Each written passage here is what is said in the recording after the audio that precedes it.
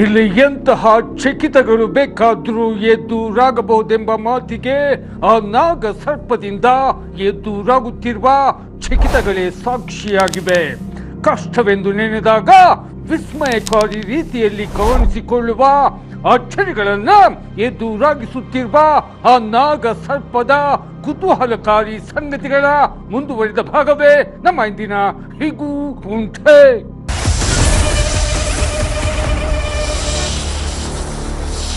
ಆ ನಾಗ ಸರ್ಪ ಆ ಮನೆಗೆ ಬಂದದ್ದು ಹೇಗೆ? ಆ ನಾಗ ಸರ್ಪದಲ್ಲಿನ ವಿಸ್ಮಯಕಾರಿ ಶಕ್ತಿಯ ಹಿಂದಿನ ರಹಸ್ಯವೇನು?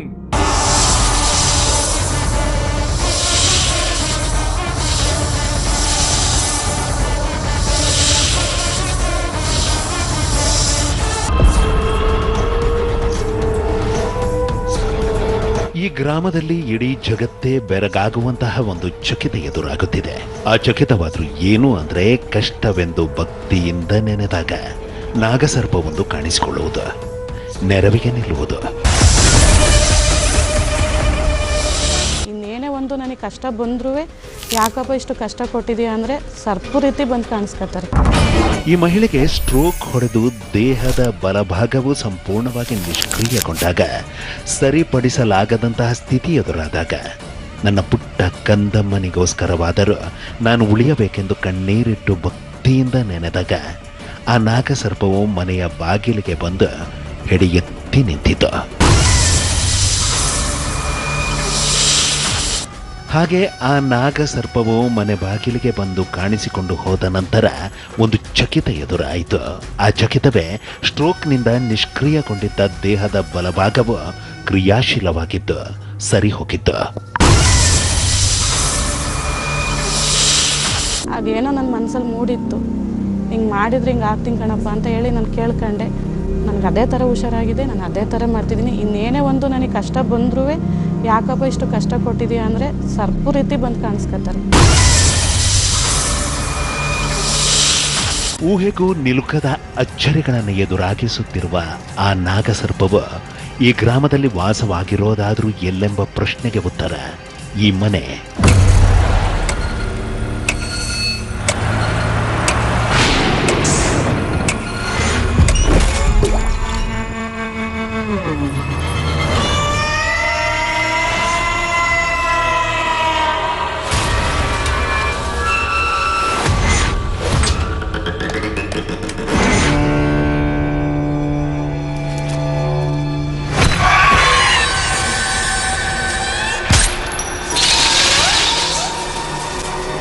ಈ ಮನೆಯಲ್ಲಿ ವಾಸವಾಗಿದೆ, ಈ ಮನೆಯಲ್ಲಿನ ಹುತ್ತದಲ್ಲಿ ವಾಸವಾಗಿದೆ ಆ ವಿಸ್ಮಯಕಾರಿ ಹಾವು.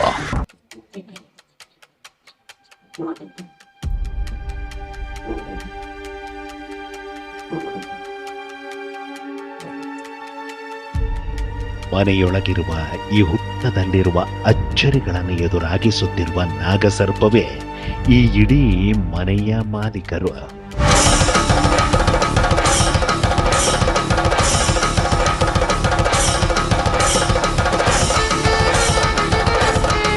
ಹುತ್ತವಿರುವ ನಾಗಸರ್ಪವಿರುವ ಈ ಇಡೀ ಮನೆ ಇದೀಗ ಪವಾಡಗಳನ್ನು ಎದುರಾಗಿಸುವ, ಊಹೆಗೂ ನಿಲುಕದ ಅಚ್ಚರಿಗಳನ್ನು ಎದುರಾಗಿಸುತ್ತಿರುವ ಕೇಂದ್ರವಾಗಿದೆ.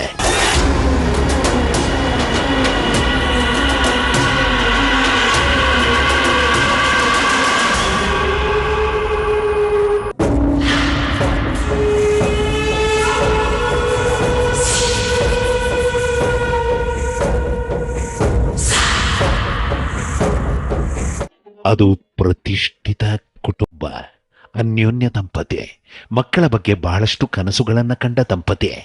ಇನ್ನು ಪತಿ ಬಹಳಷ್ಟು ಸ್ಟ್ರಿಕ್ಟ್. ಹಾಗಿದ್ದ ಕಟ್ಟುನಿಟ್ಟಿನ ಕುಟುಂಬದಲ್ಲಿ ಬಿರುಗಾಳಿ ಎದ್ದು ಬಿಟ್ಟಿತು. ಆ ಬಿರುಗಾಳಿಯೇ ಓರ್ವ ಮಗ ಆ ಒಂದು ವಿಷಯಕ್ಕೆ ಸಂಬಂಧಪಟ್ಟಂತೆ ಹೆದರಿ ಮನೆ ಬಿಟ್ಟು ಹೋಗಿಬಿಟ್ಟಿದ್ದ. ಮಗ ಮನೆ ಬಿಟ್ಟು ಹೋದ ನಂತರ ಪತಿ ಹಾಗೂ ಪತ್ನಿ ಮರುಗಲು ನಿಂತಿದ್ದು. ಅದೇ ನೋವಿನಲ್ಲಿ ಮಡದಿಯ ಆರೋಗ್ಯವೂ ಹದಗೆಟ್ಟಿದ್ದು. ಭಾಗ್ಯವಂತರು ಸಿನಿಮಾದ ದೃಶ್ಯಗಳನ್ನು ಹೋಲುವಂತಹ ಸನ್ನಿವೇಶವು ಎದುರಾಗಿದ್ದಾದರೂ ಯಾರ ಜೀವನದಲ್ಲಿ ಎಂಬ ಪ್ರಶ್ನೆಗಳಿಗೆ ಉತ್ತರ ಆ ಭಾಗದ ಆ ಓರ್ವ ಕಟ್ಟುನಿಟ್ಟಿನ ಮುಖಂಡರ ಜೀವನದಲ್ಲಿ ಆ ಮುಖಂಡರಾದ್ರು ಯಾರು ಅಂದ್ರೆ ಸೋಂಬೇಗೌಡರು. ನಾನೇ ದೂರ ಆದೆ. ಭಾಳ ಸ್ಟ್ರಿಕ್ಟು ಅಂದರೆ ಕೆಟ್ಟದ್ದನ್ನು ಸಹಿಸೋನಲ್ಲ. ಯಾವುದೇ ಸಂದರ್ಭದಲ್ಲಾಗಲಿ ಅದು ಯಾವುದೇ ಹಂತಕ್ಕೆ ಹೋಗಲಿ ಸಹಿಸೋನಲ್ಲ. ಅವ್ರು ದೊಡ್ಡವರಾಗಿರ್ಬೋದು, ಸಣ್ಣವರಾಗಿರ್ಬೋದು, ಸಹಿಸೋವಂಥ ವ್ಯಕ್ತಿ ನಾನಲ್ಲ. ನನ್ನ ಹೆಂಡತಿ ಆರೋಗ್ಯ ಕೆಡ್ತಾ ಬಂತು. ನನಗೂ ಕೂಡ ಸುಮಾರು 2 ವರ್ಷದಿಂದ ನನ್ನ ಆರೋಗ್ಯ ಕೆಡ್ತು. ದೇವರೆಲ್ಲ ಕೊಟ್ಟಿದ್ದಾನೆ. ಒಳ್ಳೆ ಕುಟುಂಬ, ಒಳ್ಳೆ ಹೆಂಡತಿ, ಒಳ್ಳೆ ಮಕ್ಕಳು ಎಲ್ಲ ಚೆನ್ನಾಗಿದ್ವಿ. ಸ್ವಲ್ಪ ದೂರ ಆಯಿತು. ಅದಾದ ನಂತರ ನನ್ನ ಹೆಂಡತಿ ಆರೋಗ್ಯಕ್ಕೋಸ್ಕರ ನನ್ನ ಕಟ್ಟುನಿಟ್ಟಿನ ಗುಣದಿಂದಾಗಿ ಮಗ ದೂರಾದ. ಇನ್ನು ನನ್ನ ಮಡದಿಯ ಆರೋಗ್ಯದಲ್ಲಿ ಬಹಳಷ್ಟು ಏರುಪೇರಾಗಲು ನಿಂತವು. ಮಡದಿಯ ಮುಂದೆ ಕುಗ್ಗದೆ ಮಡದಿಗೆ ಧೈರ್ಯ ಹೇಳುತ್ತಾ ನಾನು ಸಹ ಮನೆಯಲ್ಲಿ ರೋಧಿಸಲು ನಿಂತೆ. ಇನ್ನು ಮಡದಿಯ ಆರೋಗ್ಯ ಮತ್ತಷ್ಟು ಹದಗೆಟ್ಟಾಗ, ಯಾವ ಪ್ರಯತ್ನಕ್ಕೂ ಸರಿ ಹೋಗದೇ ಇದ್ದಾಗ ಆ ಓರ್ವರು ಒಂದು ಸಲಹೆ ನೀಡಿದ್ರು. ಆ ಸಲಹೆಯೇ ಆ ಗ್ರಾಮದಲ್ಲಿನ ನಾಗಸರ್ಪವು ವಾಸವಾಗಿರುವ ಈ ಮನೆ.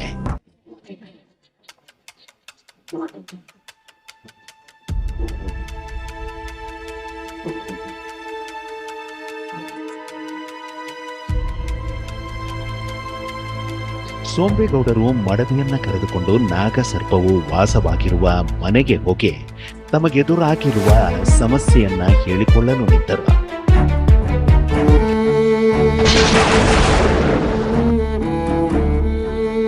ಆ ಯುವಕ ಪ್ರತಿಕ್ಷಣ ರೋಧಿಸಲು ನಿಂತ. ಅಂತಹ ರೋದನೆಗೆ ಕಾರಣವೇನು ಅಂದ್ರೆ ಕಳೆದುಕೊಂಡಿದ್ದ ತಂದೆ ತಾಯಿಯ ಪ್ರೀತಿ. ಅವರ ಪ್ರೀತಿಯನ್ನ ಮತ್ತೆ ಗಳಿಸುವ ತವಕ, ತಂದೆಯ ಗೌರವಕ್ಕೆ ಧಕ್ಕೆ ತಂದೆನೆಂಬ ನೋವು, ಮತ್ತೆ ತಂದೆಯ ವಿಶ್ವಾಸವನ್ನ ಗಳಿಸುವ ಹಂಬಲ. ಪರಪಂಚ ನೀನೇ, ನನ್ನ ಪರಪಂಚ ನೀನೇ. ಆ ಒಂದು ಕಾರಣದಿಂದಾಗಿ ಮನೆಯನ್ನ ಬಿಟ್ಟು ತಂದೆಯ ಗೌರವಕ್ಕೆ ಧಕ್ಕೆ ತಂದೆನಲ್ಲ, ನಾನು ಮತ್ತೆ ಅವರ ವಿಶ್ವಾಸಕ್ಕೆ ಪಾತ್ರನಾಗಬೇಕು, ಅವರ ಪ್ರೀತಿಯನ್ನ ಮತ್ತೆ ಕಾಣಬೇಕೆಂಬ ಹಂಬಲದೊಂದಿಗೆ ರೋಧಿಸಲು ನಿಂತ ಆ ಯುವಕನಾದರೂ ಯಾರು ಅಂದ್ರೆ ಉದಯ್ ಕುಮಾರ್.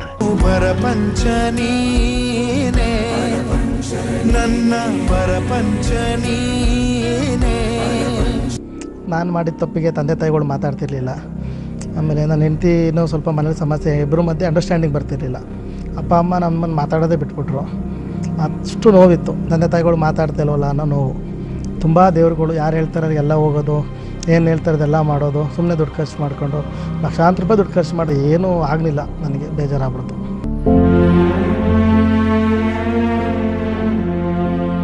ಇನ್ನು ಉದಯ್ ಕುಮಾರ್ ಅವರು ಮನೆಯನ್ನ ಬಿಟ್ಟಿದ್ದಕ್ಕೆ, ತಂದೆ ತಾಯಿಯ ಪ್ರೀತಿಯನ್ನ ಕಳೆದುಕೊಂಡಿದ್ದಕ್ಕೆ ಕಾರಣವೇನೆಂಬ ಪ್ರಶ್ನೆಗೆ ಉತ್ತರ, ತಂದೆಯ ವಿರೋಧದ ನಡುವೆಯೂ ಪ್ರೀತಿಸಿ ಮದುವೆಯಾಗಿದ್ದ.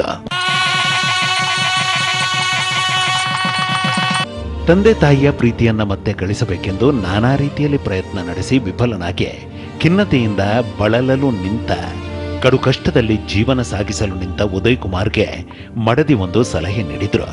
ಆ ಸಲಹೆಯೇ ಆ ನಾಗಸರ್ಪವು ವಾಸವಾಗಿರುವ ಮನೆ.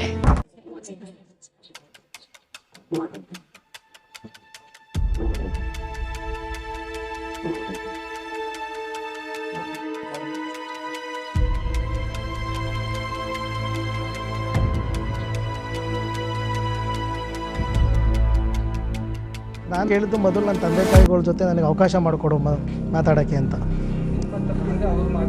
ಹೌದು, ನನ್ನದೇ ತಪ್ಪು. ನನ್ನ ಮಗ ಹಿಂಗೆ ಮಾಡ್ಬಿಟ್ನಲ್ಲ ಅನ್ನೋದು ಮನಸ್ಸಿಗೆ ಬೇಜಾರಾಗಿದೆ.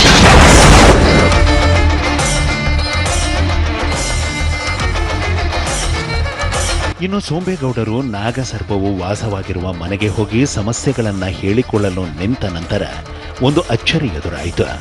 ಆ ಅಚ್ಚರಿಯೇ ಮಡದಿಯನ್ನ ಆವರಿಸಿದ್ದ ಆರೋಗ್ಯ ಸಮಸ್ಯೆ ನಿವಾರಣೆಯಾಗಲು ನಿಂತದ್ದು. ಮಗನ ಮೇಲಿನ ಕೋಪವು ಶಮನವಾಗಲು ನಿಂತದ್ದು. ಪ್ರೀತಿಸಿ ಮದುವೆಯಾಗಿ ಮನೆಯನ್ನ ಬಿಟ್ಟು ಹೋಗಿದ್ದ ಮಗ ಕಣ್ಣೀರಿಟ್ಟು ಫೋನ್ ಮಾಡಿದಾಗ ಇವರು ಮಾತನಾಡಲು ಆರಂಭಿಸಿದ್ದು. ಇನ್ನು ಇವರ ಆ ಮಗನಾದ್ರೂ ಯಾರು ಅಂದ್ರೆ ಈ ಉದಯ್ ಕುಮಾರ್. ಪರಪಂಚ ನೀನೇ, ನನ್ನ ಪರಪಂಚ ನೀನೇ. ನನ್ನ ಜೀವನದಲ್ಲಿ ಯಾವತ್ತೂ ಆಗಿರಲಿಲ್ಲ. ಆ ಥರ ಆದಮೇಲೆ ಮತ್ತೆ ಸ್ವಲ್ಪ ಕ್ಷೀಣಿಸ್ತಾ ಬಂತು. ನನಗೆ ಸ್ವಲ್ಪ ಆರೋಗ್ಯದ ಕಡೆ ಗಮನ ಕೊಟ್ಟೆ. ನನ್ನ ಹೆಂಡತಿ ನಾನು ಸ್ವಲ್ಪ ಸುಧಾರಿಸಿದ್ವಿ. ಆಮೇಲೆ ಮಕ್ಕಳುಗಳು ಕೂಡ ಫೋನಲ್ಲಿ ಮಾತಾಡೋಕ್ಕೆ ಟಚ್ ಮಾಡಿದರು ಇಲ್ಲಿ ಬಂದು ಹೋದ ನಂತರ.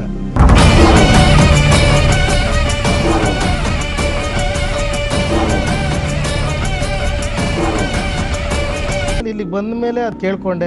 ನನಗೆ ನಡೆದಿದ್ದ ಪವಾಡ ಅದು. ಇವರ ಹೆಸರು ಕಲ್ಪನಾ ರವಿ ಅಂತ. ಪತಿ ಹಾಗೂ ಇಬ್ಬರು ಮಕ್ಕಳು ಎಷ್ಟೇ ಕಷ್ಟಪಟ್ಟರೂ ಸಹ ನೆಮ್ಮದಿಯಾಗಿ ಜೀವನ ಸಾಗಿಸದಂತಹ, ಪ್ರತಿಯೊಂದಕ್ಕೂ ಕಷ್ಟಪಡುವಂತಹ ಸ್ಥಿತಿ ಎದುರಾದಾಗ ಓರ್ವನ ಸಲಹೆಯಂತೆ ಇವರು ಹೋಗಿದ್ದು ಆ ಗ್ರಾಮದಲ್ಲಿನ ನಾಗಸರ್ಪವು ವಾಸವಾಗಿರುವ ಆ ಮನೆ.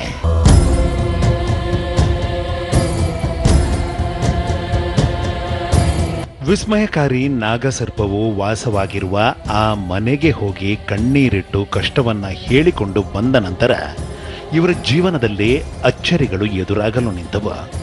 ಅಂತಹ ಅಚ್ಚರಿಗಳ ಪ್ರತಿಫಲವೇ ಪತಿ ಹಾಗೂ ಮಕ್ಕಳು ನಡೆಸಲು ನಿಂತ ವ್ಯವಹಾರದಲ್ಲಿ ಎಂದಿಗೂ ಕಾಣದಂತಹ ಅಭಿವೃದ್ಧಿ ಕಾಣಲು ನಿಂತದ್ದು. ಕಷ್ಟಗಳು ದೂರಾಗಲು ಆರಂಭಿಸಿದ್ದು.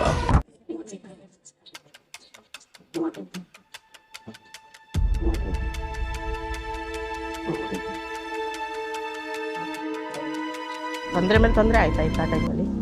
ಅಲ್ಲಿಂದ ಇಲ್ಲಿ ತನಕ ನಾವು ಗೊತ್ತಾಗಿವೆ. ವ್ಯವಹಾರದಲ್ಲೆಲ್ಲ ಅಭಿವೃದ್ಧಿ ಕೊಟ್ಕೊಂಡು ನಾವು ಏನು ಕಳ್ಕೊಂಡಿದ್ವಿ ಅದರಲ್ಲಿ ಎಲ್ಲನೂ ಒಳ್ಳೇದು ಮಾಡಿರೋ. ವ್ಯವಹಾರದಲ್ಲೆಲ್ಲ ಅಭಿವೃದ್ಧಿ ಕೊಡ್ತಾವ್ರೆ. ನಾವೇನು ಕಳ್ಕೊಂಡಿದ್ವಿ ಅದರಲ್ಲಿ ಯಾವುದೂ ಇಲ್ಲ ಅಂದಿಲ್ಲ. ಆ ರೀತಿ ನಮ್ಮನ್ನು ಮುನ್ನಡೆಸ್ಕೊಂಡು ಹೋಗ್ತಾವ್ರೆ. ಕಷ್ಟವೆಂದಾಗ ವಿನಮ್ರತೆಯಿಂದ ನೆನೆದಾಗ ವಿಸ್ಮಯಕಾರಿ ರೀತಿಯಲ್ಲಿ ಕಾಣಿಸಿಕೊಂಡು ಅಚ್ಚರಿಗಳನ್ನ ಎದುರಾಗಿಸುತ್ತಿರುವ, ಇಲ್ಲಿಯವರೆಗೆ ಸಹಸ್ರಾರು ಜನರ ಸಮಸ್ಯೆಗಳನ್ನ ನೀಗಿರುವ ಈ ಮನೆಯಲ್ಲಿ ವಾಸವಾಗಿರುವ ಆ ನಾಗಸರ್ಪದ ಒಂದೊಂದು ಸಂಗತಿಯು ಕುತೂಹಲಕಾರಿಯಾಗಿದೆ, ರೋಮಾಂಚನಕಾರಿಯಾಗಿದೆ, ಊಹೆಗೂ ನಿಲುಕದ ಸಂಗತಿಯಾಗಿದೆ.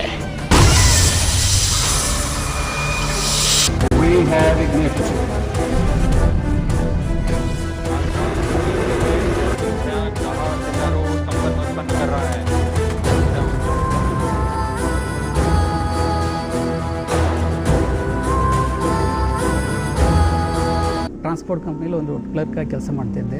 ಬರೋವಂಥ ಸಂಬಳ ನಮ್ಗೆ ಯಾವುದಕ್ಕೂ ಸಾಕಾಗ್ತಿಲ್ಲ. ತುಂಬ ಕಡು ಬಡಿಸ್ತಾನ, ತುಂಬಾ ಕಡು ಬಡಿಸ್ತಾನ. ಬಟ್ಟೆಗಾದರೆ ಬಟ್ಟೆಗೆ ಆಗ್ತಿರಲಿಲ್ಲ, ಬಟ್ಟೆಗಾದರೆ ಹೊಟ್ಟೆಗೆ ಆಗ್ತಿರ್ಲಿಲ್ಲ.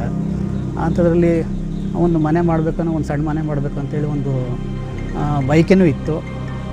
ಒಂದು 15 ವರ್ಷ ಆಗಿತ್ತು ಒಂದು ಫೌಂಡೇಶನ್ ಹಾಕಿ. ಅದು ನೆರವೇರಲಿಲ್ಲ. ಅದು ಇವರ ಹೆಸರು ದಿನೇಶ್ ಅಂತ. ಒಂದು ಕಂಪನಿಯಲ್ಲಿ ಕ್ಲರ್ಕ್ ಆಗಿ ಕೆಲಸ ಮಾಡುತ್ತಾ ಕಡು ಕಷ್ಟದಲ್ಲೇ ಕುಟುಂಬ ನಿರ್ವಹಿಸುತ್ತಿದ್ದ. ಹಣದ ಸಮಸ್ಯೆಯಿಂದಾಗಿ ಫೌಂಡೇಶನ್ ಹಾಕಿ 15 ವರ್ಷಗಳಾದರೂ ಮನೆ ಕಟ್ಟಲು ಸಾಧ್ಯವಾಗದೆ ಜೀವನ ಸಾಗಿಸುತ್ತಿದ್ದ ಇವರಿಗೆ ಆ ಓರ್ವರು ನೀಡಿದ ಸಲಹೆಯಂತೆ ನಾಗಸರ್ಪವು ವಾಸವಾಗಿರುವ ಆ ಮನೆಗೆ ಹೋದರು.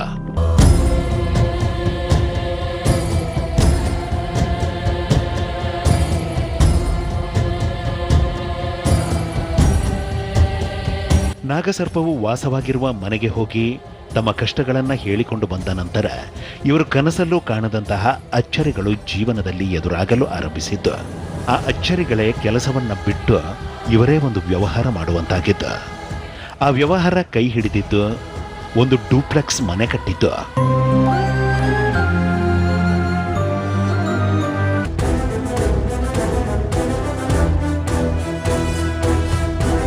ಇನ್ನು ಊಹೆಗೂ ನಿಲುಕದ ಅಚ್ಚರಿಗಳನ್ನು ಎದುರಾಗಿಸುತ್ತಿರುವ ಈ ಮನೆಯಲ್ಲಿ ವಾಸವಾಗಿರುವ ವಿಸ್ಮಯಕಾರಿ ನಾಗಸರ್ಪವು ಇಲ್ಲಿಗೆ ಬಂದದ್ದು ಹೇಗೆ? ಅದರಲ್ಲಿನ ಶಕ್ತಿಯ ರಹಸ್ಯವೇನೆಂಬ ಪ್ರಶ್ನೆಗಳಿಗೆ ಸಿಗುವಂತಹ ಉತ್ತರವು ಕುತೂಹಲಕಾರಿಯಾಗಿದೆ, ರೋಮಾಂಚನಕಾರಿಯಾಗಿದೆ. ಅವರು ದೇಶದ ಪ್ರತಿಷ್ಠಿತ ಇಸ್ರೋದ ಉಪಗ್ರಹ ನಿಯಂತ್ರಣ ಕೇಂದ್ರದಲ್ಲಿ ಕರ್ತವ್ಯ ನಿರ್ವಹಿಸುತ್ತಿದ್ದರು.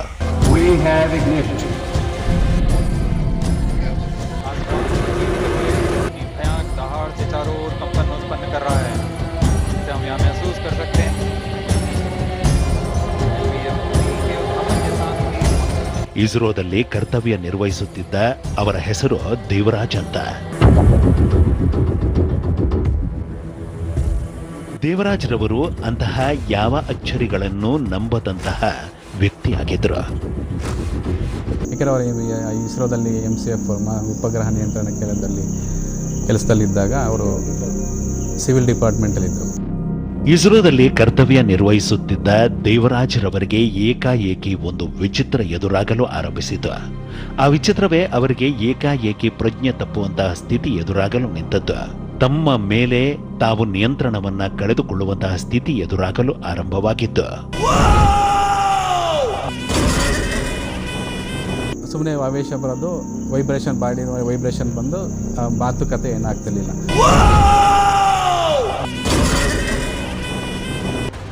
ಪ್ರತಿಷ್ಠಿತ ಇಸ್ರೋ ಕಂಪನಿಯಲ್ಲಿ ಕರ್ತವ್ಯ ನಿರ್ವಹಿಸುತ್ತಿದ್ದ ದೇವರಾಜ್ರವರಿಗೆ ತಮಗೆ ಹೀಗೇಕೆ ಆಗುತ್ತಿದೆ ಎನ್ನುವ ಪ್ರಶ್ನೆಗಳು ಕಾಡಲು ನಿಂತವ.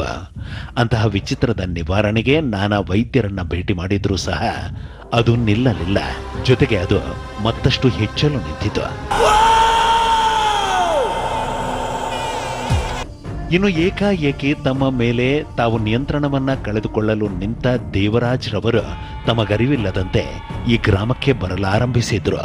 ಹುತ್ತದ ಮನೆಯೊಳಕ್ಕೆ ಹೆಜ್ಜೆಗಳನ್ನಾಕಲು ನಿಂತರು.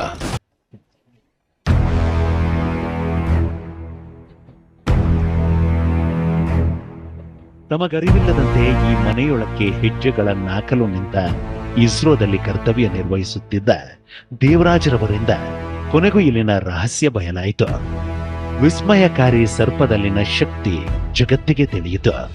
ಹಿಂದೆ ನಡೆದಿದ್ದು ಮುಂದೆ ನಡೆಯೋ ಭವಿಷ್ಯವಾಣಿಯು ಹೊರಹೊಮ್ಮಲು ಆರಂಭವಾಯಿತು.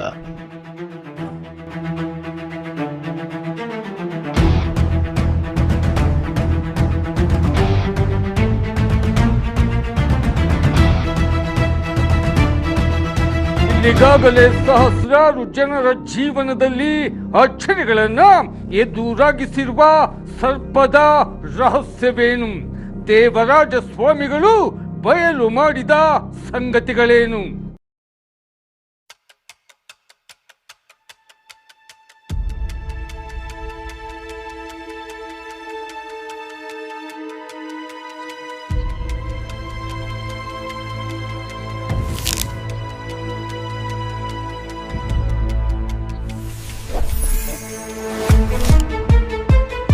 ದೇವರಾಜ ಸ್ವಾಮಿಗಳು ಸುಪ್ತಾವಸ್ಥೆಗೆ ತಲುಪಿ ಜಗತ್ತಿಗೆ ಬಯಲು ಮಾಡಿದ ಸರ್ಪದ ರಹಸ್ಯಕಾರಿ ಸಂಗತಿಗಳೇನು? ಸರ್ಪದ ರೂಪದಲ್ಲಿ ಕಾಣಿಸಿಕೊಂಡು ಅಚ್ಚರಿಗಳನ್ನು ಎದುರಾಗಿಸುತ್ತಿರುವ ದೈವಿ ಶಕ್ತಿಯಾದರೂ ಯಾವುದು? ಸಹಸ್ರಾರು ಜನರ ಸಂಕಷ್ಟಗಳನ್ನ ನಿವಾರಣೆ ಮಾಡಿರುವ, ಇಚ್ಛೆಗಳನ್ನ ಈಡೇರಿಸಿರುವ ಆ ಶಕ್ತಿಯಾದರೂ ಯಾವುದೆಂಬ ನಾನಾ ಪ್ರಶ್ನೆಗಳಿಗೆ ಉತ್ತರ ಮನೆಯಲ್ಲಿ ಹುತ್ತದ ರೂಪದಲ್ಲಿ ಉದ್ಭವಿಸಿರುವ ಉದ್ಭವ ಶನೈಶ್ಚರ ಸ್ವಾಮಿ.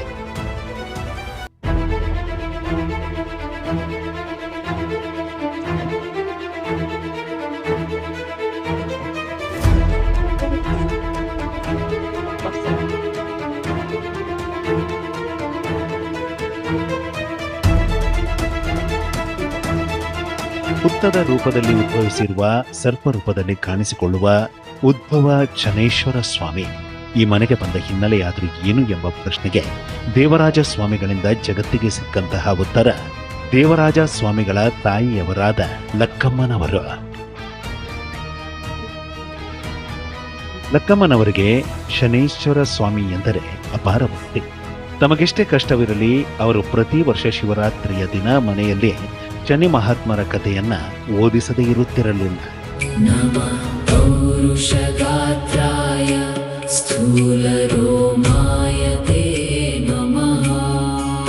ನಮೋ ನಿತ್ಯಂ ಕ್ಷುಧಾರ್ತಾಯ ನಿತ್ಯತೃಪ್ತಾಯ ತೇ ನಮಃ. ನಮ್ಮ ಅಜ್ಜಿಯವರ ಕಾಲದಲ್ಲಿ ಪ್ರತಿ ಅವರು ಎಷ್ಟೇ ಕಷ್ಟ 100 ರೂಪಾಯಿ, 50 ರೂಪಾಯಿ, 20 ರೂಪಾಯಿನಲ್ಲೂ ಕತೆ ಓದಿಸ್ಕೊಂಡು ಬಂದಿದ್ದಾರೆ. ಪ್ರತಿ ಶಿವರಾತ್ರಿ ಟೈಮ್ನಲ್ಲಿ 50 ರೂಪಾಯಿ ಕೊಟ್ಟು ಕತೆ ಓದಿಸೋ ಅಂಥದ್ದು ನವಧಾನ್ಯಗಳನ್ನಿಟ್ಟು. ಪ್ರತಿ ಶಿವರಾತ್ರಿ ಎಂದು ಭಕ್ತಿಯಿಂದ ಶನಿ ಮಹಾತ್ಮರನ್ನ ಪೂಜಿಸುತ್ತಾ ಭಜಿಸುತ್ತಾ ಲಕ್ಕಮ್ಮನವರು ಶನಿ ಮಹಾತ್ಮರ ಕಥೆಯನ್ನ ಓದಿಸಲು ನಿಂತ ನಂತರ ಒಂದು ಅಚ್ಚರಿ ಎದುರಾಗಲು ಆರಂಭಿಸಿತು.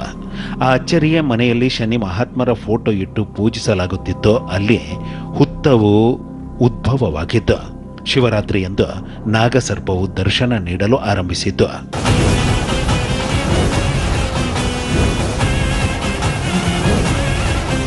ಯಾರಾದರೂ ಒಬ್ಬರು ಇಲ್ಲೇ ಸರ್ಪ ಹೋಯಿತು ಇಲ್ಲ ಅಂದರೆ ಅದನ್ನು ಸೆರೆ ಹಿಡಿಯೋಕ್ಕಾಗೋದಿಲ್ಲ. ದೈವ ಸರ್ಪ ಆಗಿರೋದ್ರಿಂದ ಮೊಬೈಲಲ್ಲಿ ಕ್ಯಾಪ್ಚರ್ ಮಾಡೋಕ್ಕಾಗೋದಿಲ್ಲ. ತುಂಬ ರೇರ್ ಕೇಸಸಲ್ಲಿ ಕ್ಯಾಪ್ಚರ್ ಮಾಡಿದ್ದೀವಿ. ಪ್ರತಿ ಶಿವರಾತ್ರಿಯಲ್ಲಿ ಕಾಣಿಸುತ್ತೆ. ಆ ಸಮಯ ಇಲ್ಲ, ಸರ್ಪ ಪ್ರವೇಶ ಆಗೋಕ್ಕೆ ಸಮಯ ಇಲ್ಲ.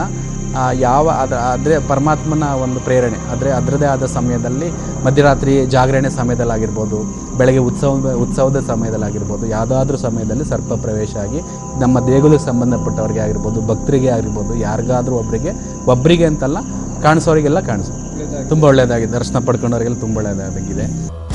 ಇನ್ನು ತಾಯಿ ಲಕ್ಕಮ್ಮನವರು ನಿಧನರಾಗುವ ಹೊತ್ತಿಗೆ ಇಸ್ರೋದಲ್ಲಿ ಕರ್ತವ್ಯ ನಿರ್ವಹಿಸುತ್ತಿದ್ದ ಯಾವ ಅಚ್ಚರಿಯನ್ನ ನಂಬದೇ ಇದ್ದ ಲಕ್ಕಮ್ಮನವರ ಪುತ್ರ ದೇವರಾಜ ಸ್ವಾಮಿಯವರಿಗೆ ವಿಚಿತ್ರ ಮತ್ತು ವಿಶೇಷವಾದ ಅನುಭವಗಳು ಆಗಲು ನಿಂತ ನಂತರ, ಸುಪ್ತಾವಸ್ಥೆಗೆ ತಲುಪಲು ನಿಂತ ನಂತರ ಉದ್ಭವ ಶನೀಶ್ವರ ಸ್ವಾಮಿಗೆ ಶರಣಾಗಲು ನಿಂತರು. ಪ್ರತಿ ಶಿವರಾತ್ರಿ ಎಂದು ಸುಪ್ತಾವಸ್ಥೆಗೆ ತಲುಪಿ ಹೇಳಿಕೆಯನ್ನ ನೀಡಲು ನಿಂತರು, ಭವಿಷ್ಯವನ್ನ ನುಡಿಯಲು ನಿಂತರು. ಅಂತಹ ಭವಿಷ್ಯವಾಣಿಯು ನಿಜವಾಗಲು ನಿಂತದ್ದು ಬೇಡಿ ಬಂದ ಸಹಸ್ರಾರು ಭಕ್ತರ ಸಮಸ್ಯೆಗಳು ನಿವಾರಣೆಯಾಗಿ ಅವರು ಶಾಶ್ವತವಾಗಿ ಇಲ್ಲಿ ನಡೆದುಕೊಳ್ಳಲು ಆರಂಭಿಸಿದ್ದು.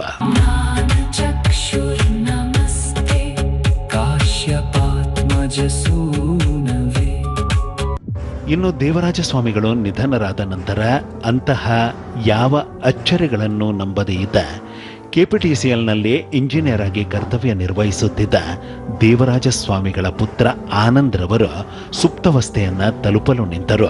ನೀಲಾಂಜನ ಸಮಾಭಾಸಂ ರವಿಪುತ್ರಂ ಯಮಾಗ್ರಜಂ ಛಾಯಾ ಮಾರ್ತಾಂಡ ಸಂಭೂತಂ ತಂ ನಮಾಮಿ ಶನೈಶ್ಚರಂ. ನೀಲಾಂಜನ ಸಮಾಭಾಸಂ ರವಿಪುತ್ರಂ ಯಮಾಗ್ರಜಂ ಛಾಯಾ ಮಾರ್ತಾಂಡ ಸಂಭೂತಂ ತಂ ನಮಾಮಿ ಶನೈಶ್ಚರಂ, ತಂ ನಮಾಮಿ ಶನೈಶ್ಚರಂ. ಈ ಥರ ನಂಗೆ ಶಕ್ತಿ, ಈ ಥರದ್ದೆಲ್ಲ ಬೇಡ, ಈ ದೇವ್ರು ಬರೋದು ಇದೆಲ್ಲ ಬೇಡ ಅಂತ 3 ವರ್ಷ ನಾನು ದೇವಸ್ಥಾನ ಬಾಗಿಲು ಹಾಕಿದ್ದೆ ನಮ್ಮ ತಂದೆ ಎಕ್ಸ್ಪೈರ್ಡ್ ಆದಮೇಲೆ. ಅಂತಹ ಸುಪ್ತಾವಸ್ಥೆಯನ್ನ ವಿರೋಧಿಸಲು ನಿಂತಾಗ ನಾನಾ ರೀತಿಯ ಕಷ್ಟಗಳು ಎದುರಾಗಲು ನಿಂತವ. ಅಂತಹ ಕಷ್ಟಗಳು ಉದ್ಭವ ಶನಿ ಮಹಾತ್ಮರಿಗೆ ಶರಣಾಗುವಂತೆ ಮಾಡಿದವ. ಪ್ರತಿ ಶನಿವಾರ ಹೇಳಿಕೆ ನೀಡುವಂತಾಯಿತು. ಅಂತಹ ಹೇಳಿಕೆ ನಿಜವಾಗಲು ಆರಂಭಿಸಿದವ.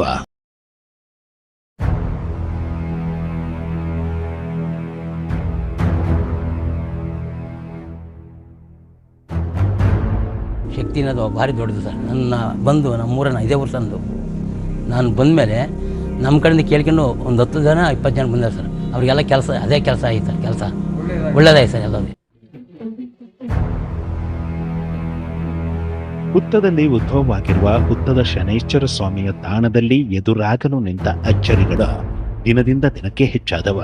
ಭಕ್ತರ ಸಂಖ್ಯೆ ಹೆಚ್ಚಾಯಿತು. ಕೇವಲ ಶನಿವಾರ ಮಾತ್ರ ಇಲ್ಲಿ ದರ್ಶನಕ್ಕೆ ಅವಕಾಶ. ಇನ್ನು ಭಕ್ತರು ಪ್ರತಿದಿನ ದರ್ಶನಕ್ಕೆ ಅವಕಾಶ ಕೇಳಿದಾಗ ಸಿಕ್ಕಂತಹ ಸೂಚನೆಯ ಮೇರೆಗೆ ಕೂಗಳತೆಯ ದೂರದಲ್ಲೇ ಉದ್ಧವ ಶನೇಶ್ವರರ ಭವ್ಯವಾದ ಮಂದಿರ ನಿರ್ಮಾಣವಾಯಿತು. ವಿಗ್ರಹ ಪ್ರತಿಷ್ಠಾಪನೆಯಾಯಿತು.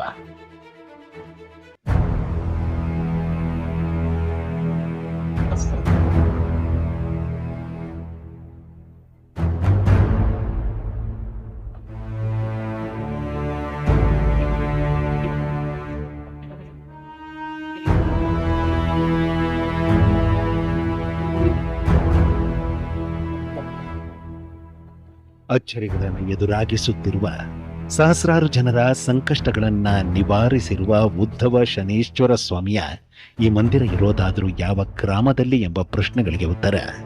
ಈ ಮಂದಿರ ಇರೋದು ಹಾಸನ ಜಿಲ್ಲೆಯ ಅರಸೀಕೆರೆ ತಾಲೂಕಿನ ಚಗಚಗೆರೆ ಗ್ರಾಮದಲ್ಲಿ.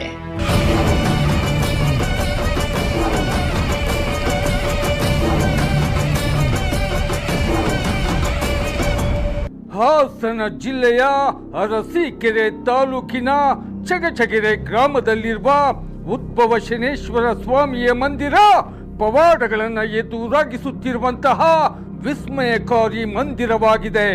ಇಂತಹ ಮಾತುಗಳಿಗೆ ಒಳಿತನ್ನ ಕಂಡಿರುವ ಸಹಸ್ರಾರು ಜನರೇ ಜೀವಂತ ಸಾಕ್ಷಿ. ಇಂತಹ ಹಲವು ಸಂಗತಿಗಳ ನಡುವೆ ನಮ್ಮನ್ನು ಕಾಡುವಂತಹ ಕಟ್ಟ ಕಡೆಯ ಪ್ರಶ್ನೆ ಹೀಗೂ ಉಂಟೆ.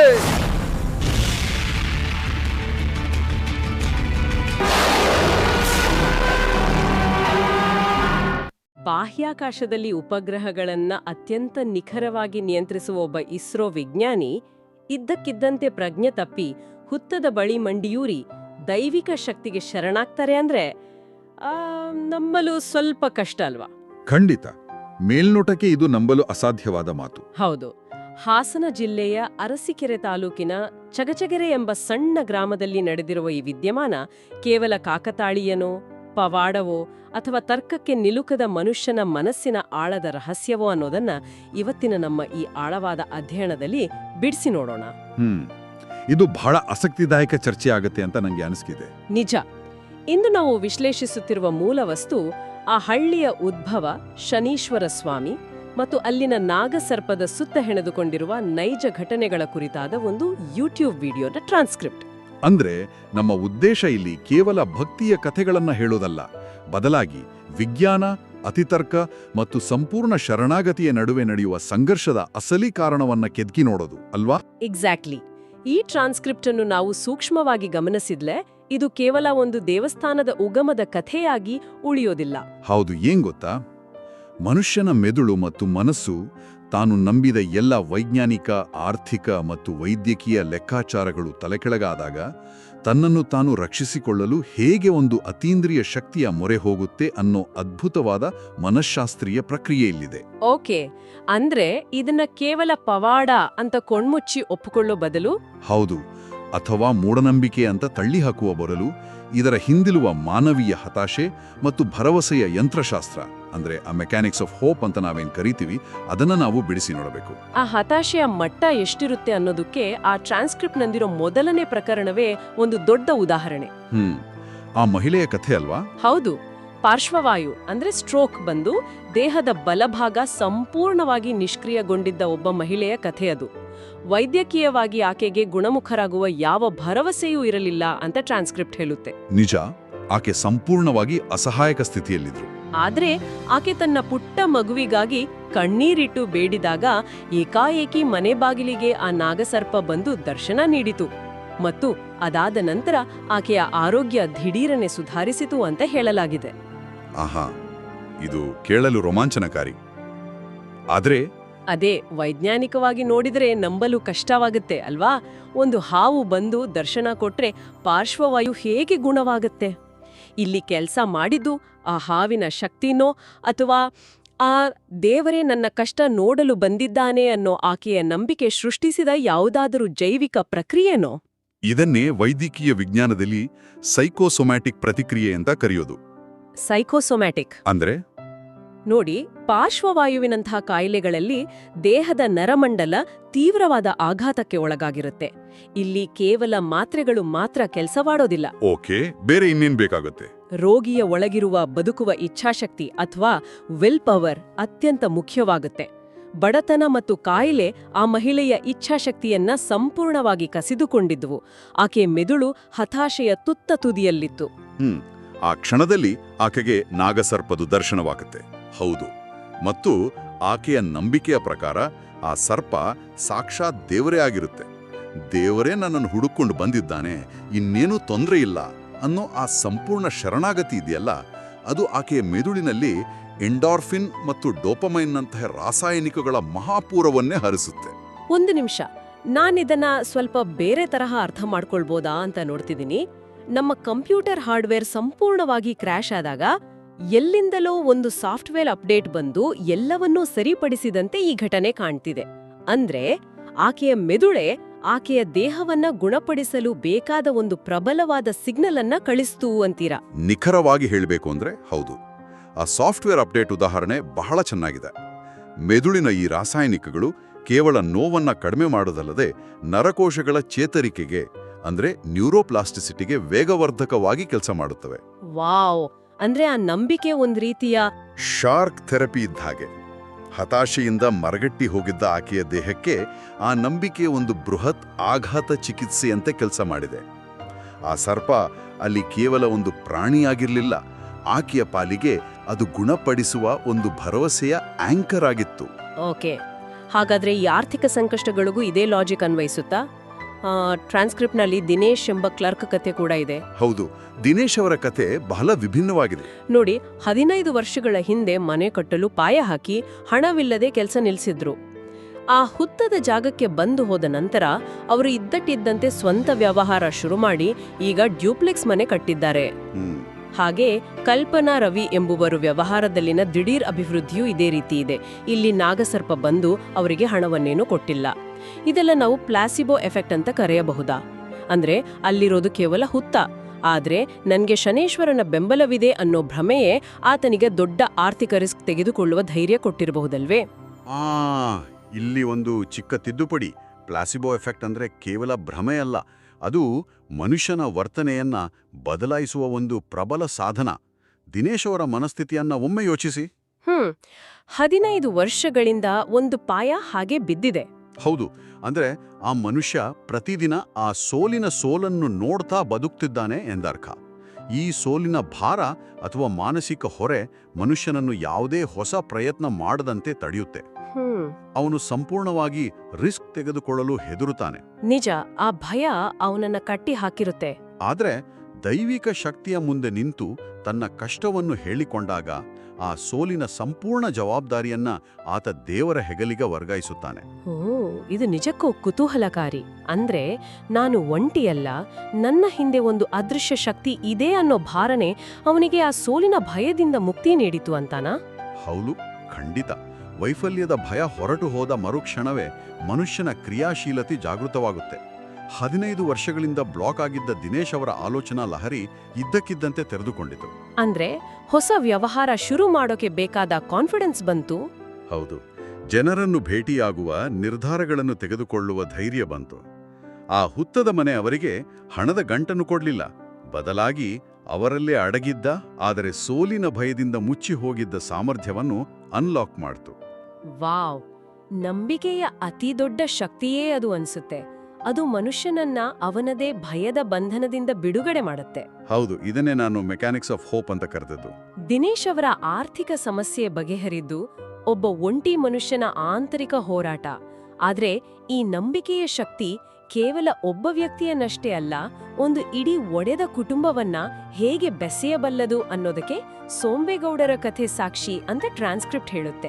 ಸೋಂಬೇಗೌಡರ ಕಥೆ ಕೌಟುಂಬಿಕ ಬಿರುಕುಗಳ ಶಮನದ ಬಗ್ಗೆ ಬಹಳ ಆಳವಾದ ಉಳುನೋಟ ನೀಡುತ್ತೆ. ಹೌದು, ಇವರೊಬ್ಬ ಊರಿನ ಮುಖಂಡ, ಬಹಳ ಕಟ್ಟುನಿಟ್ಟಿನ ವ್ಯಕ್ತಿ. ಮಗ ಉದಯ್ ಕುಮಾರ್ ತಂದೆಯ ವಿರೋಧದ ನಡುವೆಯೂ ಪ್ರೀತಿಸಿ ಮದುವೆಯಾಗಿ ಮನೆ ಬಿಟ್ಟು ಹೋಗ್ತಾನೆ. ಮಗನ ಅಗಲಿಕೆಯಿಂದ ತಾಯಿಯ ಆರೋಗ್ಯ ಕ್ಷೀಣಿಸುತ್ತೆ. ಲಕ್ಷಾಂತರ ರೂಪಾಯಿ ಖರ್ಚು ಮಾಡಿದ್ರೂ ಆ ಕುಟುಂಬಕ್ಕೆ ನೆಮ್ಮದಿ ಸಿಗೋದಿಲ್ಲ. ಆ ತಂದೆಯ ಕೋಪ ಶಮನವಾಗುತ್ತೆ, ಮಗ ತಾನಾಗೇ ಫೋನ್ ಮಾಡ್ತಾನೆ, ಆ ಕುಟುಂಬ ಮತ್ತೆ ಒಂದಾಗುತ್ತೆ. ಈ ಘಟನೆಯನ್ನು ನೀವು ಹೇಗೆ ವಿಶ್ಲೇಷಿಸ್ತೀರಿ? ಇದು ದೈವಿಕ ಹಸ್ತಕ್ಷೇಪವೋ ಅಥವಾ ಆಕಸ್ಮಿಕವೋ? ನನಗೆ ಇದು ಬೇರೆದೇ ರೀತಿಯಲ್ಲಿ ಕಾಣ್ತಿದೆ. ಹೇಳಿ. ಅಂದ್ರೆ ನಮ್ಮ ಮನೆಯಲ್ಲಿ ಕರೆಂಟ್ ಓವರ್ಲೋಡ್ ಆದಾಗ ಶಾರ್ಟ್ ಸರ್ಕ್ಯೂಟ್ ಆಗದಿರ್ಲಿ ಅಂತ MCB ಟ್ರಿಪ್ ಆಗಿ ಇಡೀ ಮನೆ ಕತ್ತಲಾಗುತ್ತಲ್ಲ. ಹೌದು, ಟ್ರಿಪ್ ಆಗತ್ತೆ. ಹಾಗೆ ಕೋಪ, ಅಹಂಕಾರ ಮತ್ತು ಹತಾಶೆ ಮಿತಿ ಮೀರಿದಾಗ ಈ ಸೋಂಬೇಗೌಡರ ಮೆದುಳು ಸಂಪೂರ್ಣವಾಗಿ ಟ್ರಿಪ್ ಆಗಿತ್ತು. ಅವರು ಊರಿನ ಮುಖಂಡರು. ಆ ಈಗೋ ಅವರಿಗೆ ಮಗನನ್ನು ಕ್ಷಮಿಸಲು ಬಿಡುತ್ತಿರಲಿಲ್ಲ. ಖಂಡಿತ, ಈಗೋ ಮನುಷ್ಯನನ್ನ ಕುರುಡನಾಗಿ ಮಾಡುತ್ತೆ. ಅದೇ ಆ ಪವಿತ್ರ ಸ್ಥಳಕ್ಕೆ ಹೋದಾಗ ಅಲ್ಲಿನ ವಾತಾವರಣ, ಅಲ್ಲಿನ ನಂಬಿಕೆ, ಆ ಟ್ರಿಪ್ ಆಗಿದ್ದ MCBಯನ್ನ ಮತ್ತೆ ಆನ್ ಮಾಡುವ ಸ್ವಿಚ್ನಂತೆ ಕೆಲಸ ಮಾಡಿರಬಹುದು ಅನ್ಸ್ತಿದೆ. ಆ ಸರ್ಪದ ದರ್ಶನ ಅಥವಾ ಆ ಹುತ್ತ ಅವರೊಳಗಿದ್ದ ಕಟ್ಟುನಿಟ್ಟಿನ ಮುಖಂಡನನ್ನ ಕೊಂದು ಅಸಹಾಯಕ ತಂದೆಯನ್ನ ಎಚ್ಚರಿಸಿತು. ಇಲ್ಲದಿದ್ರೆ ಇಷ್ಟು ವರ್ಷ ಕರಗದ ಕೋಪ ಒಂದೇ ದಿನದಲ್ಲಿ ಹೇಗೆ ಕರಗುತ್ತೆ? ನಿಮ್ಮ ಈ ವಿಶ್ಲೇಷಣೆ ಅತ್ಯಂತ ನಿಖರವಾಗಿದೆ ಮತ್ತು ಇದು ಧಾರ್ಮಿಕ ಕೇಂದ್ರಗಳ ಅಥವಾ ಪವಿತ್ರ ಸ್ಥಳಗಳ ಹಿಂದಿರುವ ದೊಡ್ಡ ಸಮಾಜಶಾಸ್ತ್ರೀಯ ರಹಸ್ಯವನ್ನ ಬಿಚ್ಚಿಡುತ್ತೆ. ಸಮಾಜಶಾಸ್ತ್ರೀಯ ರಹಸ್ಯ ಅಂದ್ರೆ? ಹೌದು ನೋಡಿ, ಯಾವುದೇ ದೇವಸ್ಥಾನ ಅಥವಾ ಇಂತಹ ಪವಿತ್ರ ಜಾಗವನ್ನ ವಿನ್ಯಾಸಗೊಳಿಸಿರುವುದೇ ಮನುಷ್ಯನ ಈಗೋವನ್ನ ಅಳಿಸಿ ಹಾಕಲು. ಸೋಂಬೇಗೌಡರು ಊರಿನಲ್ಲಿ ದೊಡ್ಡ ಮುಖಂಡರಾಗಿರಬಹುದು, ಆದರೆ ಆ ಹುತ್ತದ ಮುಂದೆ ಅವರು ಕೇವಲ ಒಬ್ಬ ನೊಂದ ಭಕ್ತ. ಆ ಸ್ಥಾನಮಾನ ಅಲ್ಲಿ ಕೆಲಸ ಮಾಡೋದಿಲ್ಲ. ಎಕ್ಸಾಕ್ಟ್ಲಿ. ಅಲ್ಲಿ ಅವರ ಸಾಮಾಜಿಕ ಸ್ಥಾನಮಾನಕ್ಕೆ ಯಾವ ಬೆಲೆಯೂ ಇಲ್ಲ. ತನ್ನ ಹೆಂಡತಿ ಹಾಸಿಗೆ ಹಿಡಿದಿದ್ದಾಳೆ, ತನ್ನ ಕೈಯಲ್ಲಿ ಹಣವಿದ್ರೂ ಏನೂ ಮಾಡಲು ಸಾಧ್ಯವಾಗುತ್ತಿಲ್ಲ ಅನ್ನೋ ಅಸಹಾಯಕತೆ ಅವರನ್ನ ಸಂಪೂರ್ಣ ಶರಣಾಗತಿಗೆ ದೂಡುತ್ತೆ. ಶರಣಾಗತಿ ಅಂದ್ರೆ ತಮ್ಮ ಎಲ್ಲಾ ಅಹಂಕಾರವನ್ನ ಪಕ್ಕಕ್ಕಿಡೋದು. ಹೌದು, ಮನುಷ್ಯನ ಈಗೋ ಕರಗಿದಾಗ ಅಲ್ಲಿ ಕ್ಷಮೆಗೆ ಜಾಗ ಸಿಗುತ್ತೆ. ತಾನು ಸರಿ, ಮಗ ತಪ್ಪು ಅಂತ ವಾದಿಸುತ್ತಿದ್ದ ಅವರ ಮನಸ್ಸು ತಾನು ಮಗನನ್ನ ಕಳೆದುಕೊಂಡಿದ್ದೇನೆ ಅನ್ನೋ ವಾಸ್ತವಕ್ಕೆ ತೆರೆದುಕೊಂಡಿತು. ಮಗನ ಕಡೆಯಿಂದಲೂ ಒಂದು ಬದಲಾವಣೆ ಆಗಿದೆ ಅಲ್ವಾ? ಹೌದು. ಇನ್ನು ಮಗ ಉದಯ್ ಕುಮಾರ್ ಕಡೆಯಿಂದಲೂ ಯೋಚಿಸಿ. ತಂದೆ ತಾಯಿಯನ್ನು ಬಿಟ್ಟು ಬಂದ ಅಪರಾಧಿ ಪ್ರಜ್ಞೆ ಅವರನ್ನು ಕಾಡ್ತಾ ಇರುತ್ತೆ. ತಂದೆ ಈಗ ಬದಲಾಗಿದ್ದಾರೆ, ತನ್ನನ್ನು ಕ್ಷಮಿಸಬಹುದು ಎಂಬ ಒಂದು ಸಣ್ಣ ಸೂಚನೆ ಅಥವಾ ವಾತಾವರಣ ನಿರ್ಮಾಣವಾದ ತಕ್ಷಣ ಆತನೂ ಫೋನ್ ಮಾಡ್ತಾನೆ. ಅಂದ್ರೆ ಆ ದೈವಿಕ ಶಕ್ತಿ ಒಂದು ವೇಗವರ್ಧಕದಂತೆ, ಅಂದ್ರೆ ಕೆಟಲಿಸ್ಟ್ ತರ ಕೆಲಸ ಮಾಡಿದೆ. ಹೌದು, ಅರಿವಿಲ್ಲದೆಯೇ ಆ ಚಿಕ್ಕ ಹುತ್ತದ ಮನೆ ಈ ಒಡೆದ ಕುಟುಂಬಕ್ಕೆ ಒಂದು ಕೌನ್ಸಿಲಿಂಗ್ ಕೇಂದ್ರವಾಗಿ ಮಾರ್ಪಾಡಾಗಿದೆ. ದೈಹಿಕ ನೋವು, ಆರ್ಥಿಕ ಮುಗ್ಗಟ್ಟು ಮತ್ತು ಕೌಟುಂಬಿಕ ಬಿರುಕು ಇವೆಲ್ಲವನ್ನೂ ಸರಿಪಡಿಸಿದ ಈ ಶಕ್ತಿ ಅಥವಾ ಈ ಕೌನ್ಸಿಲಿಂಗ್ ಕೇಂದ್ರ ಹುಟ್ಟಿಕೊಂಡಿದ್ದಾದ್ರೂ ಹೇಗೆ ಅನ್ನೋದು ಇನ್ನೊಂದು ದೊಡ್ಡ ಪ್ರಶ್ನೆ. ಈ ಮೂಲಕತೆ ನಿಜಕ್ಕೂ ಆಸಕ್ತಿದಾಯಕ. ಆ ಮೂಲಕತೆಯತ್ತ ನಾವು ಗಮನ ಹರಿಸಿದ್ರೆ ನಮಗೆ 3 ತಲೆಮಾರುಗಳ ಅತ್ಯಂತ ಆಸಕ್ತಿದಾಯಕ ಚಿತ್ರಣ ಸಿಗುತ್ತೆ. ಮೊದಲ ತಲೆಮಾರಿನಲ್ಲಿ ಲಕ್ಕಮ್ಮನವರ ಕಥೆ ಇದೆ. ಆಕೆ ಕಡು ಬಡತನದಲ್ಲಿದ್ದರೂ ಪ್ರತಿ ಶಿವರಾತ್ರಿಗೆ ಕೂಲಿ ಮಾಡಿ 50 ರೂಪಾಯಿ ಉಳಿಸಿ ಶನಿ ಮಹಾತ್ಮರ ಕಥೆ ಓದಿಸ್ತಾ ಇದ್ರು. ಹೌದು, ಅದು ಅಪಾರವಾದ ಭಕ್ತಿ. ಆಕೆಯ ಆ ನಿಷ್ಕಲ್ಮಶ ಭಕ್ತಿಯ ಫಲವಾಗಿ ಆ ಮನೆಯಲ್ಲೇ ಹುತ್ತ ಬೆಳೆಯಿತು, ನಾಗಸರ್ಪ ಬಂದು ನೆಲೆಸಿತು ಅಂತ ಟ್ರಾನ್ಸ್ಕ್ರಿಪ್ಟ್ ಹೇಳುತ್ತೆ. ಇದು ಭಕ್ತಿಯ ಒಂದು ಸುಂದರ ಹಂತ. ಆದರೆ ಅಸಲಿ ಕಥೆ ಶುರುವಾಗೋದೇ 2ನೇ ತಲೆಮಾರಿನಲ್ಲಿ. ಹೌದು, 2ನೇ ತಲೆಮಾರು ಅಂದ್ರೆ ಲಕ್ಕಮ್ಮನವರ ಮಗ ದೇವರಾಜಸ್ವಾಮಿ ಅವರ ಪ್ರವೇಶ. ಇವರು ಇಸ್ರೋದ MCF ಅಂದ್ರೆ ಹಾಸನದಲ್ಲಿರುವ ಮಾಸ್ಟರ್ ಕಂಟ್ರೋಲ್ ಫೆಸಿಲಿಟಿನಲ್ಲಿ ಉಪಗ್ರಹ ನಿಯಂತ್ರಣ ಕೇಂದ್ರದಲ್ಲಿ ಕರ್ತವ್ಯ ನಿರ್ವಹಿಸುತ್ತಿದ್ದವರು. ಇದು ಕಥೆಯ ಅತ್ಯಂತ ರೋಚಕ ತಿರುವು. ಇಸ್ರೋದಲ್ಲಿ ಕೆಲಸ ಮಾಡುವವರು, ಅದರಲ್ಲೂ ಉಪಗ್ರಹ ನಿಯಂತ್ರಣ ಕೇಂದ್ರದಲ್ಲಿರುವವರು ಅಂದ್ರೆ ಅವರ ಕೆಲಸ ಬಹಳ ನಿಖರತೆಯಿಂದ ಕೂಡಿರುತ್ತೆ. ಹೌದು, ಸಣ್ಣ ಲೆಕ್ಕಾಚಾರ ತಪ್ಪಿದ್ರೂ ಬಾಹ್ಯಾಕಾಶದಲ್ಲಿರುವ ಉಪಗ್ರಹಗಳೇ ದಿಕ್ಕು ತಪ್ಪುತ್ತವೆ ಅಂತ ತಿಳಿದಿರುವವರು. ಅವರ ಮೆದುಳು ಸಂಪೂರ್ಣವಾಗಿ ತರ್ಕ, ಗಣಿತ, ಭೌತಶಾಸ್ತ್ರ ಮತ್ತು ನಿಖರತೆಯ ಮೇಲೆ ಕೆಲಸ ಮಾಡುತ್ತೆ. ಇದ್ದಕ್ಕಿದ್ದಂತೆ ಪ್ರಜ್ಞೆ ತಪ್ಪುವುದು, ದೇಹದಲ್ಲಿ ವಿಪರೀತ ನಡುಕ ಅಂದ್ರೆ ವೈಬ್ರೇಷನ್ಸ್ ಉಂಟಾಗುವುದು ಶುರುವಾಗುತ್ತೆ. ವೈದ್ಯರ ಬಳಿ ಹೋದರೂ ಯಾವ ಪರಿಹಾರವೂ ಸಿಗುವುದಿಲ್ಲ.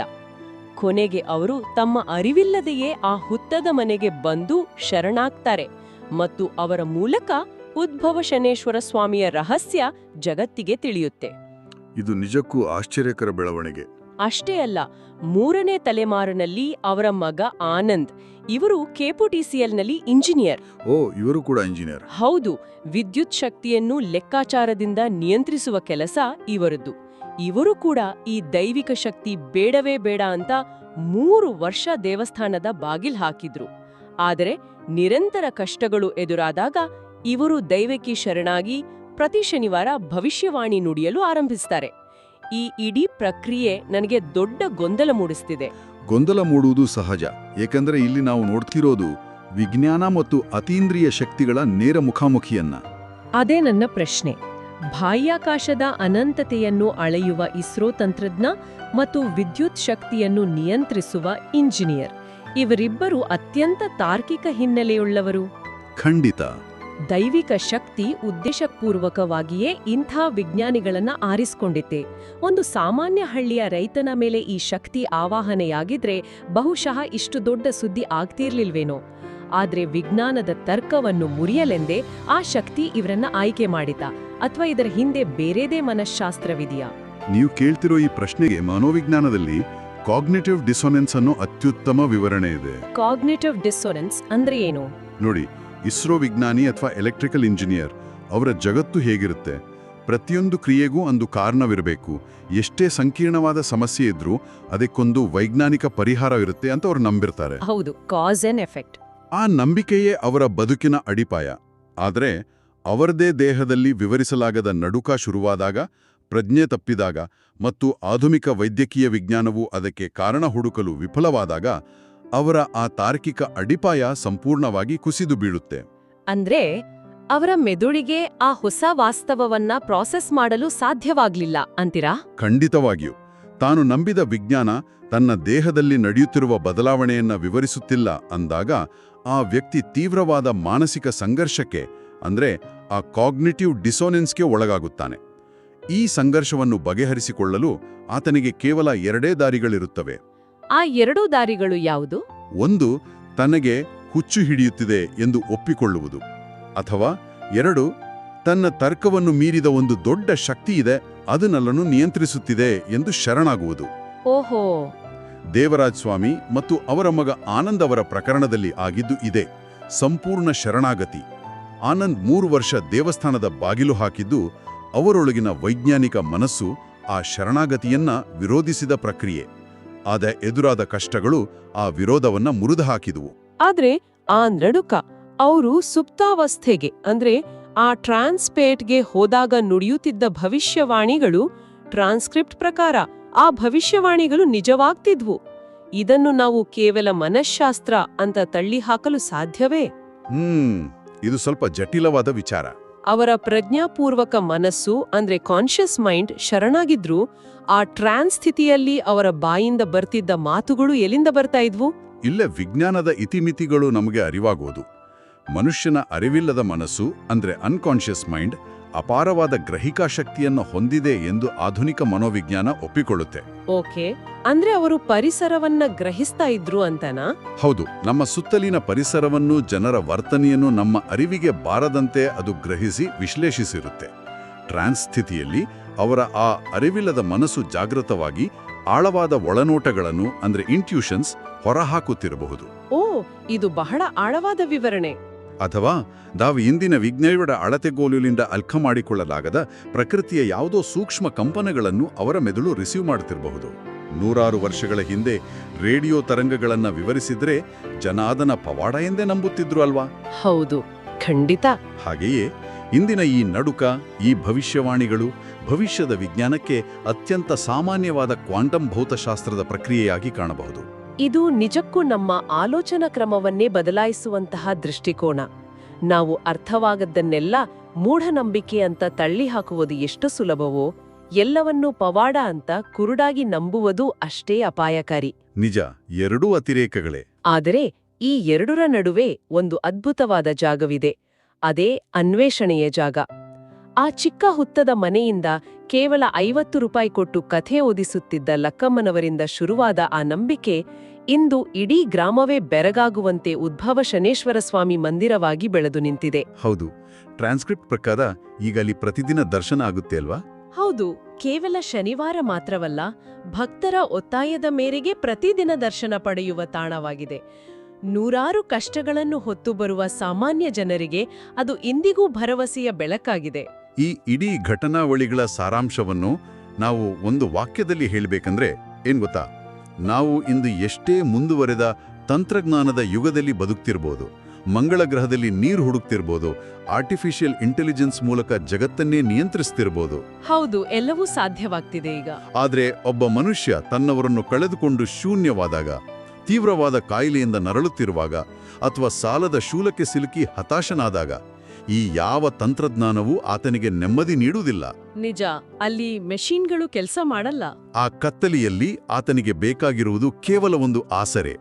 ಏನೇ ಆದರೂ ನಿನ್ನ ಜೊತೆ ನಾನಿದ್ದೇನೆ ಎಂದು ಭರವಸೆ ನೀಡುವ ಒಂದು ಶಕ್ತಿ. ಚಗಚಗೆರೆ ಗ್ರಾಮದ ಆ ದೇವಸ್ಥಾನ, ಆ ನಾಗಸರ್ಪ ಮತ್ತು ಅಲ್ಲಿನ ನಂಬಿಕೆ ಆ ಭರವಸೆಯ ಜೀವಂತ ಸಾಕಾರವಾಗಿ ಕೆಲಸ ಮಾಡ್ತಿವೆ. ವಿಜ್ಞಾನ ಮೆದುಳನ್ನು ಸಂತೈಸಿದರೆ ಇಂತಹ ನಂಬಿಕೆಗಳು ಮನುಷ್ಯನ ಆತ್ಮವನ್ನು ಸಂತೈಸ್ತವೆ. ತರ್ಕ ಮತ್ತು ಭಾವನೆಗಳ ನಡುವಿನ ಆ ನಿಗೂಢವಾದ ಗೆರೆಯೇ ಮನುಷ್ಯನ ಅಸ್ತಿತ್ವದ ಸೌಂದರ್ಯ ಅನಿಸುತ್ತೆ. ಈ ಸುದೀರ್ಘ ಚರ್ಚೆಯ ನಂತರ ಇಂದಿನ ನಮ್ಮ ಈ ಆಳವಾದ ಅಧ್ಯಯನದ ಕೊನೆಯಲ್ಲಿ ಒಂದು ಆಳವಾದ ವಿಚಾರವನ್ನು ನಾವೆಲ್ಲರೂ ಮೆಲುಕು ಹಾಕಬೇಕಿದೆ. ಖಂಡಿತ. ಆ ವಿಚಾರವೇನು ಅಂತ ಹೇಳಿ. ನಮ್ಮ ವಿಜ್ಞಾನ ಬಾಹ್ಯಾಕಾಶವನ್ನ ಅಳೆಯುವಷ್ಟು, ಉಪಗ್ರಹಗಳನ್ನ ಸೆಕೆಂಡಿನ 100ನೇ ಭಾಗದಷ್ಟು ನಿಖರವಾಗಿ ನಿಯಂತ್ರಿಸುವಷ್ಟು ಬೃಹತ್ತಾಗಿ ಬೆಳೆದಿದೆ. ಆದರೆ ಮನುಷ್ಯನ ನಂಬಿಕೆ, ಆತನ ಹತಾಶೆ ಮತ್ತು ಪ್ರಜ್ಞೆಯ ಆಳವನ್ನು ಅಳೆಯುವ ಸಾಧನ ಇಂದಿಗೂ ಹುಟ್ಟಿಲ್ಲ ಅಲ್ವಾ? ನಿಜಕ್ಕೂ ಯೋಚಿಸಬೇಕಾದ ಮಾತು.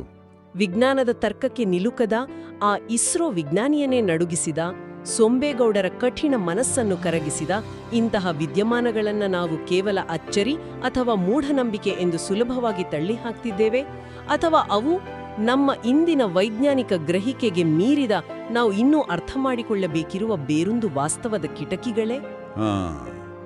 ಇದೊಂದು ಬಹಳ ಪ್ರಭಾವವಾದ ಪ್ರಶ್ನೆ. ವಿಜ್ಞಾನದ ಅಳತೆಗೋಲು ಮುಗಿಯುವಲ್ಲಿಂದಲೇ ಈ ಬ್ರಹ್ಮಾಂಡದ ಮತ್ತೊಂದು ರಹಸ್ಯ ಶುರುವಾಗುತ್ತದೆಯಾ? ಇದು ನಾವೆಲ್ಲರೂ ಯೋಚಿಸಬೇಕಾದ ವಿಷಯ. ಖಂಡಿತ. ಈ ಪ್ರಶ್ನೆಯೊಂದಿಗೆ ಇಂದಿನ ಚರ್ಚೆಯನ್ನ ಮುಕ್ತಾಯ ಮಾಡುವುದು ಬಹಳ ಸೂಕ್ತವಾಗಿದೆ. ಇಂದಿನ ಚರ್ಚೆಯಲ್ಲಿ ಪಾಲ್ಗೊಂಡಿದ್ದಕ್ಕಾಗಿ ಧನ್ಯವಾದಗಳು. ಮುಂದಿನ ಸಂಚಿಕೆಯಲ್ಲಿ ಮತ್ತೊಂದು ಕುತೂಹಲಕಾರಿ ವಿಷಯದ ಒಳಹುಕ್ಕು ನೋಡೋಣ. ಅಲ್ಲಿಯವರೆಗೆ ನಿಮ್ಮೊಳಗಿನ ಪ್ರಶ್ನೆಗಳು ಜೀವಂತವಾಗಿರಲಿ.